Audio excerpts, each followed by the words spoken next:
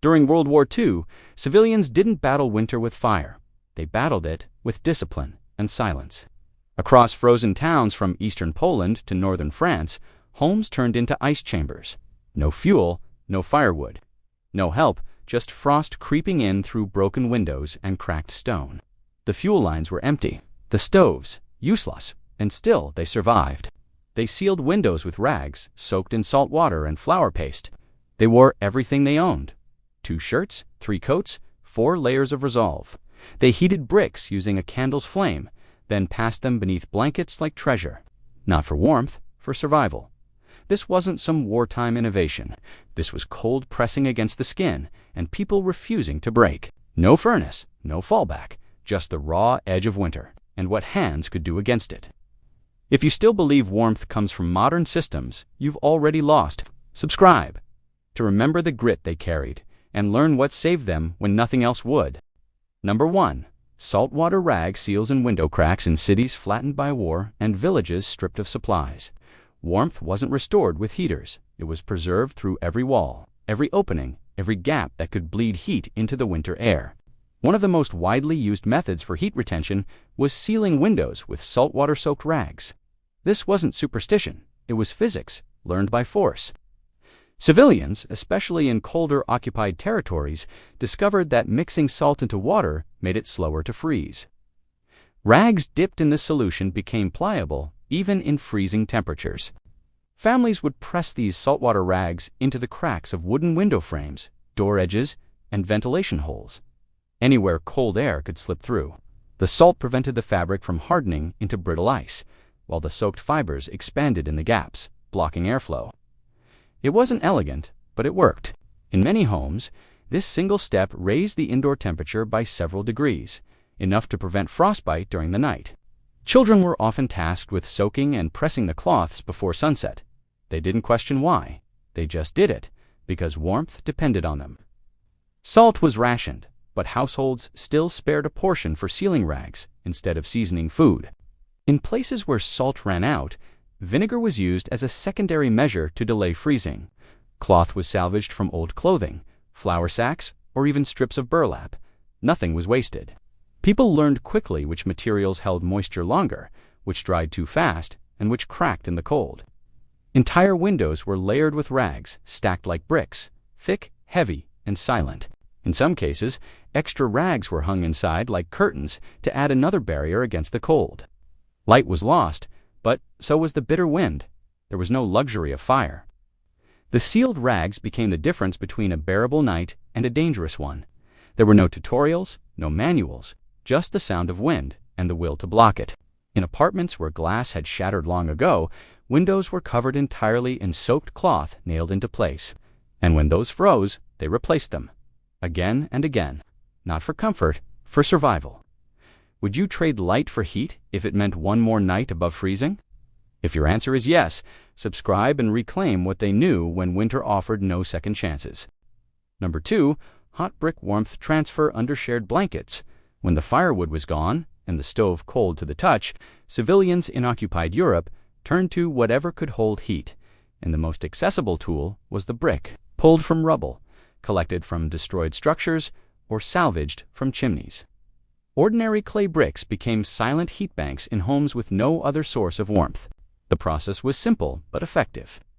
A brick was placed above a candle, held over a kerosene lamp, or rested near the last glowing embers of a spent fire.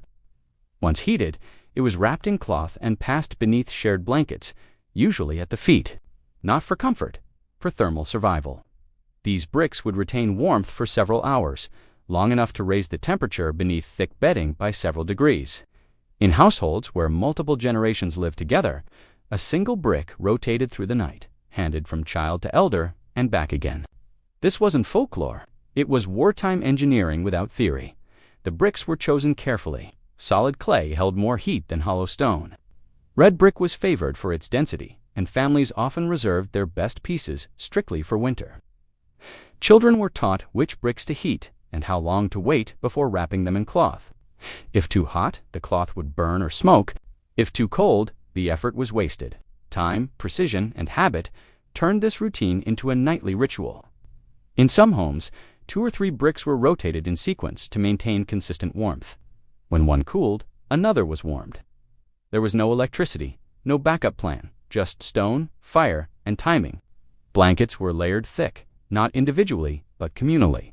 Families huddled under shared bedding to trap the minimal heat the bricks released. Body warmth did the rest. In some cases, women would preheat bricks during the day using sunlight through windows, placing them inside tin containers painted black to absorb radiant heat. Even nature's last offering wasn't wasted. People didn't wait for relief, they engineered it with their hands. Every night, the same motion. Heat, wrap, share, rotate. No complaints, no choice. This wasn't clever, it was necessary. Would you sleep shoulder to shoulder with strangers if it meant waking up with sensation in your toes? If the answer is yes, subscribe, because this wasn't survival by luck. It was survival by repetition and the refusal to freeze. Number 3, underground room living for thermal insulation above ground. The wind cut through streets like a knife. But below, beneath floorboards, beneath basements, beneath bombed-out buildings, the earth held something the air no longer could: stability. During World War II, when winter swept through occupied cities and countryside alike, families retreated underground. Not for fear, but for warmth. It was the only place where temperatures didn't fall with the night. Cellars, root storerooms, even abandoned sewer corridors became makeshift living spaces. These weren't bunkers. They weren't prepared shelters. They were cold, damp, and bare. But compared to the freezing air above, they were survivable. Earth insulates. At 1 meter below the surface, soil maintains an average of 10 to 15 degrees Celsius, even in the dead of winter. That margin was everything. In homes that still had intact basements, entire families would relocate for the season. Furniture was dragged downstairs. Beds were stripped and rebuilt beneath the ground. Walls were lined with old rugs, flour sacks, and coats nailed into position for insulation. People lived with rats, with mold, with silence, but they lived. Ventilation was carefully controlled. Too much exposure to the surface meant cold returned, too little and oxygen dropped, so they improvised. Small ventilation holes were dug into wooden planks or brick walls, often shielded with cloth soaked in vinegar to trap moisture and slow airflow. Smoke from candles or lanterns was monitored closely. If it lingered, they adjusted the air. If it escaped too quickly, they sealed more gaps. No one taught them this. They learned because failure meant freezing.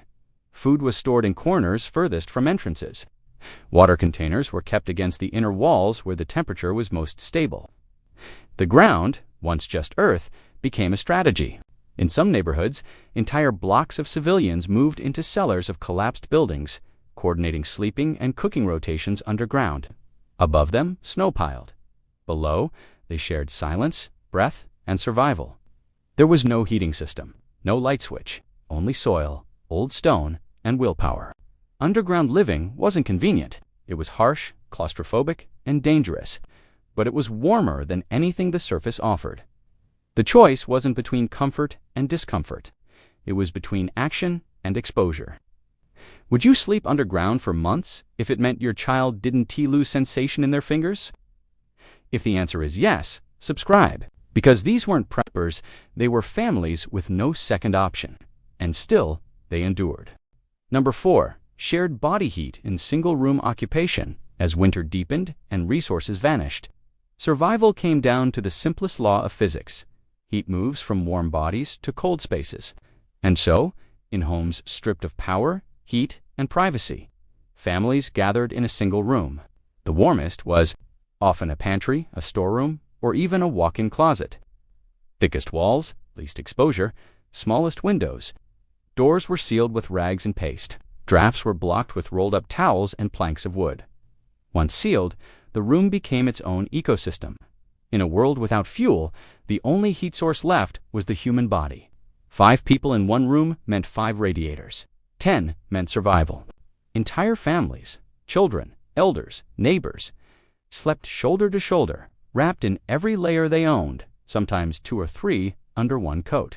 Beds were pushed together. Floorboards were covered in sacks, straw, or whatever fabric could be found. No gaps, no isolation. The goal wasn't rest. It was retention. People ate together in the same room, spoke quietly, and moved as little as possible to conserve energy.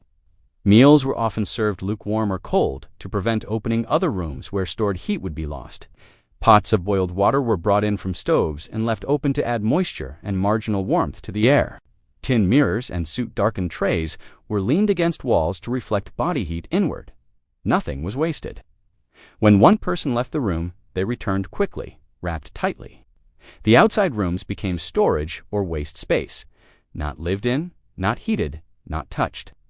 In cities like Leningrad, Warsaw, and Antwerp, this method was widespread. Whether they lived in apartments, cabins, or ruined flats, the rule remained the same. Compress your world into one room. More walls meant more surface to lose heat. One room meant one fight, and it could be won. It wasn't hygienic, it wasn't dignified. But it worked. Humidity from breathing bodies and condensed movement created microclimates that no technology could replicate in those conditions. Would you give up space, solitude, and silence to raise the room temperature by 2 degrees? If the answer is yes, subscribe, because they didn't choose to crowd together. They did it because the alternative was cold that didn't ask for permission. Section 5. Brick-warmed bedrolls and shared heating rotations in homes stripped of modern heating. People didn't wait for warmth. They made it with bricks, candles, and discipline. One of the most widespread civilian methods to survive bitter. World War II winters without firewood or fuel was the use of hand-heated bricks wrapped in cloth and rotated between bedding and clothing throughout the day. These weren't luxury items. They were scavenged construction bricks, salvaged from ruins, chimneys, or abandoned buildings, anything with thermal mass that could hold heat. The method was simple, but required precision. Bricks were placed above the flame of a single candle or held above a pot of boiling water, often the only 2 sources of heat left in a home.